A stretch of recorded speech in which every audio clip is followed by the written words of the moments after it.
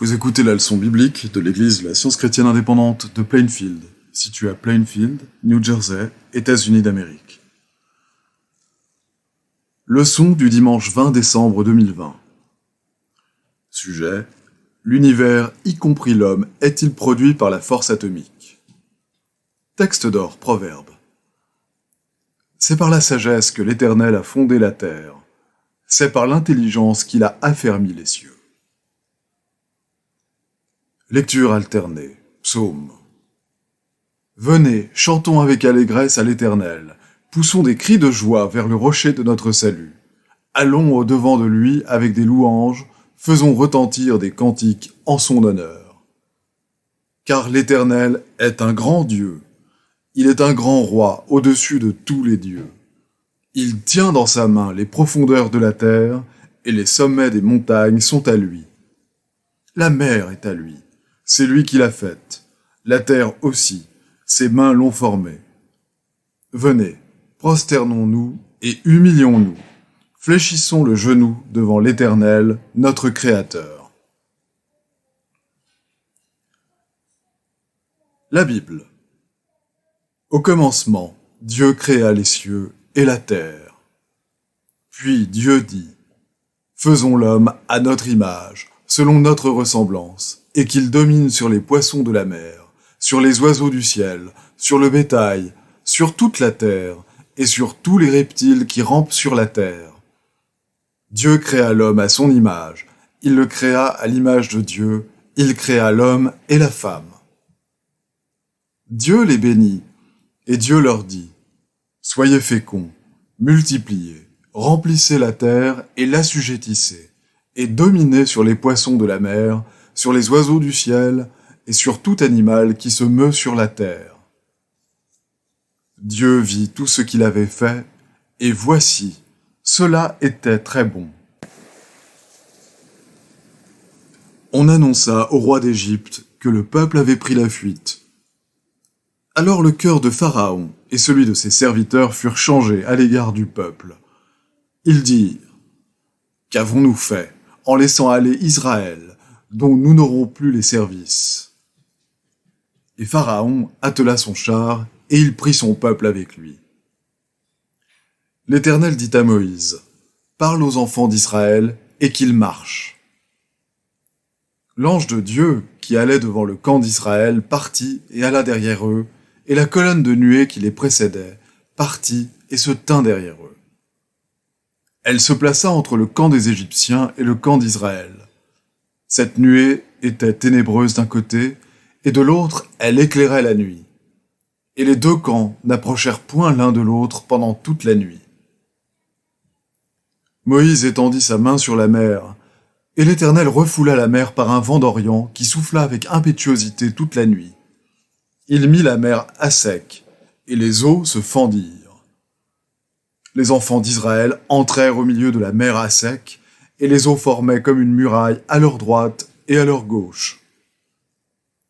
Les Égyptiens les poursuivirent, et tous les chevaux de Pharaon, ses chars et ses cavaliers entrèrent après eux au milieu de la mer.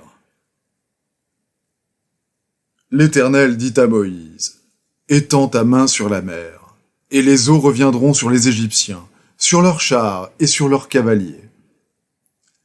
Moïse étendit sa main sur la mer, et vers le matin, la mer reprit son impétuosité, et les Égyptiens s'enfuirent à son approche. Mais l'Éternel précipita les Égyptiens au milieu de la mer. Les eaux revinrent, et couvrirent les chars, les cavaliers, et toute l'armée de Pharaon, qui était entrée dans la mer après les enfants d'Israël. Et il n'en échappa pas un seul. En ce jour, l'Éternel délivra Israël de la main des Égyptiens, et Israël vit sur le rivage de la mer les Égyptiens qui étaient morts. Israël vit la main puissante que l'Éternel avait dirigée contre les Égyptiens. Et le peuple craignit l'Éternel, et il crut en l'Éternel et en Moïse, son serviteur.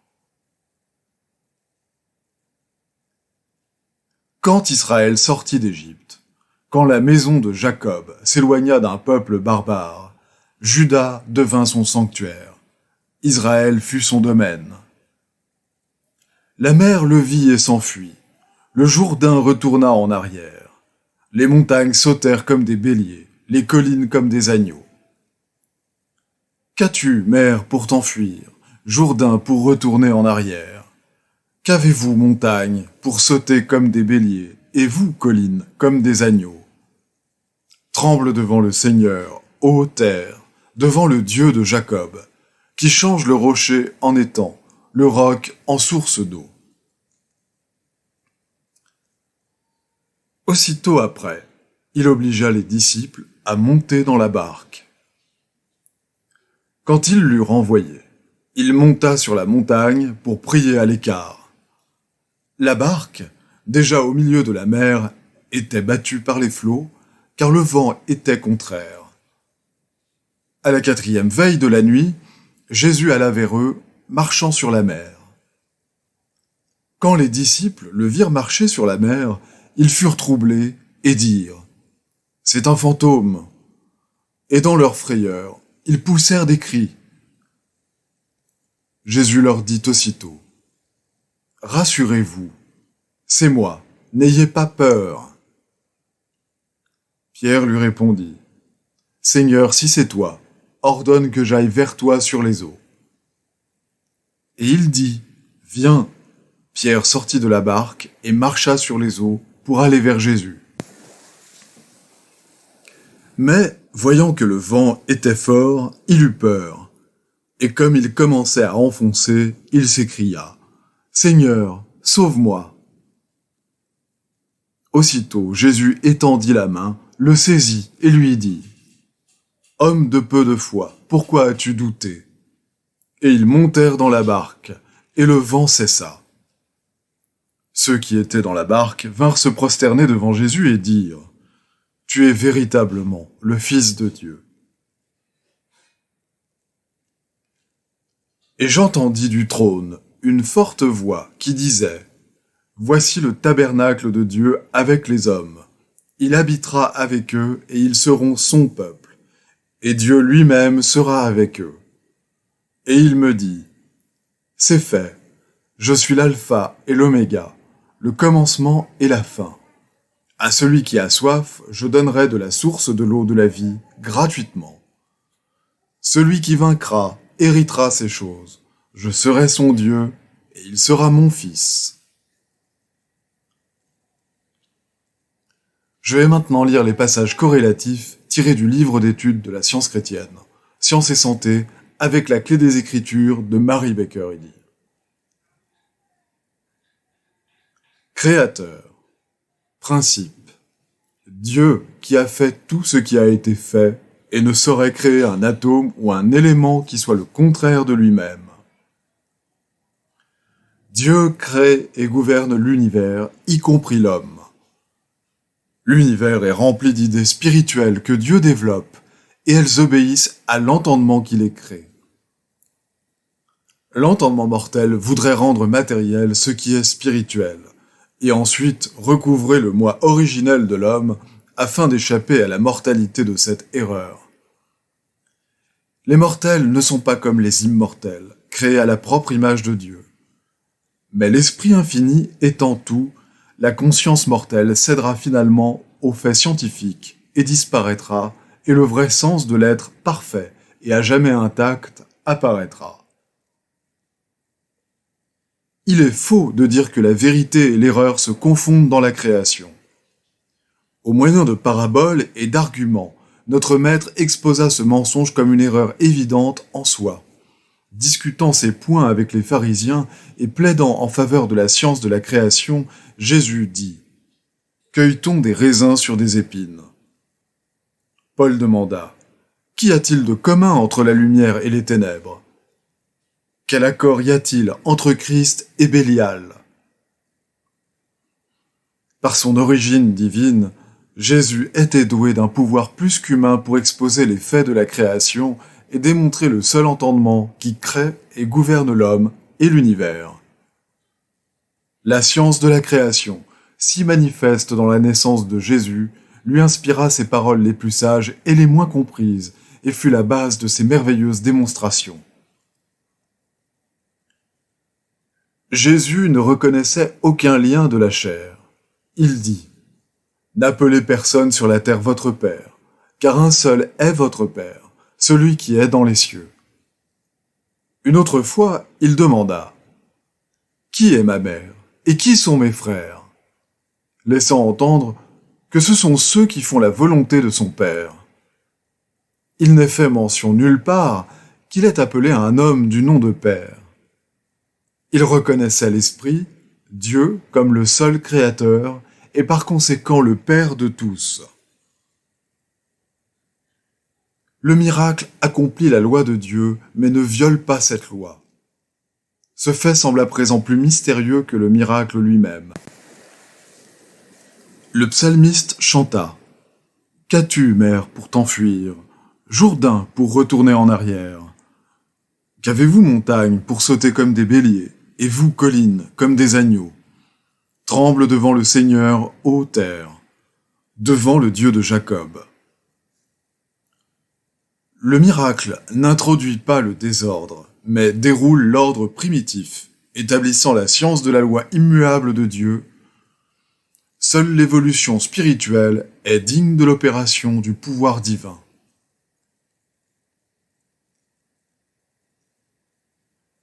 L'entendement infini crée et gouverne tout, de la molécule mentale à l'infinité. Ce principe divin de tout exprime la science et l'art à travers toute sa création et l'immortalité de l'homme et de l'univers. La création se manifeste perpétuellement et doit toujours continuer à se manifester en raison de sa source inépuisable. Le sens mortel invertit ce qui apparaît et qualifie les idées de matériel. Ainsi mal interprétée, l'idée divine semble tomber au niveau d'une croyance humaine ou matérielle appelée homme mortel.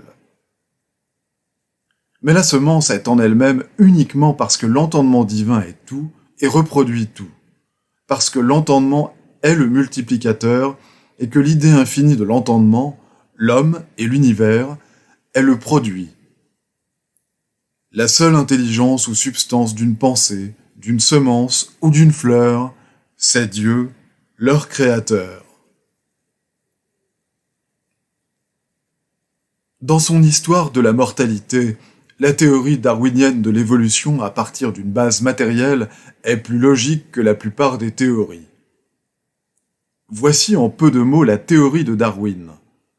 L'entendement produit son opposé, la matière, et revêt la matière du pouvoir de recréer l'univers, y compris l'homme. L'évolution matérielle implique que la grande cause première doit devenir matérielle et doit ensuite soit retourner à l'entendement, soit disparaître dans la poussière et le néant. Les Écritures sont très sacrées. Notre but doit être de les faire comprendre spirituellement, car ce n'est qu'en les comprenant de la sorte que l'on atteint à la vérité. La vraie théorie de l'univers, y compris l'homme, n'est pas dans l'histoire matérielle, mais dans le développement spirituel. La pensée inspirée renonce à la théorie matérielle, sensuelle et mortelle de l'univers, et adopte le spirituel et l'immortel. Tout ce qui reflète l'entendement, la vie, la vérité et l'amour est conçu et engendré spirituellement. Mais la proposition que l'homme est conçu et développé à la fois spirituellement et matériellement, ou à la fois par Dieu et par l'homme, contredit cette vérité éternelle.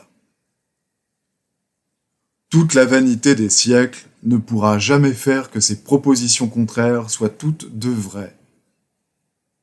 La science divine mêle à cogner à la racine de l'illusion que la vie, l'entendement, est formé par le corps matériel où il réside.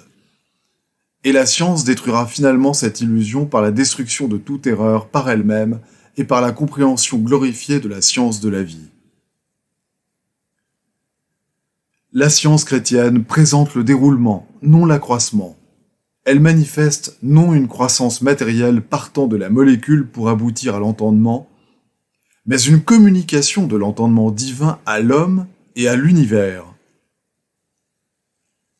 Dans la mesure où cessera la génération humaine, la chaîne intacte de l'être éternel et harmonieux sera discernée spirituellement.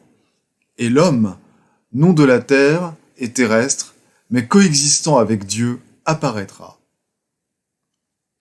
Le fait scientifique que l'homme et l'univers procèdent de l'esprit et qu'ils sont par conséquent spirituels est aussi établi en science divine que l'est la preuve que les mortels n'acquièrent le sens de la santé qu'en perdant le sens du péché et de la maladie. Les mortels ne pourront jamais comprendre la création de Dieu tant qu'ils croiront que l'homme est un créateur. Les enfants de Dieu déjà créés ne seront discernés que dans la mesure où l'homme trouvera la vérité de l'être. C'est ainsi que l'homme réel et idéal apparaît dans la proportion où disparaît ce qui est faux et matériel. Le fait de ne plus se marier ou de ne plus être donné en mariage ne met nullement fin à la continuité de l'homme ni à son idée de multiplication dans le plan infini de Dieu. Comprendre spirituellement qu'il y a un seul créateur, Dieu, cela explique toute la création, confirme les Écritures, apporte la douce assurance qu'il n'y a ni séparation ni douleur, et que l'homme est impérissable, parfait et éternel. Le principe créateur, vie, vérité et amour, c'est Dieu. L'univers reflète Dieu. Il n'y a qu'un créateur et qu'une création. Cette création consiste dans le déroulement d'idées spirituelles avec leurs identités qui sont incluses dans l'entendement infini et à jamais réfléchi. Ces idées s'étendent de l'infinitésimal à l'infinité et les idées les plus élevées sont les fils et les filles de Dieu.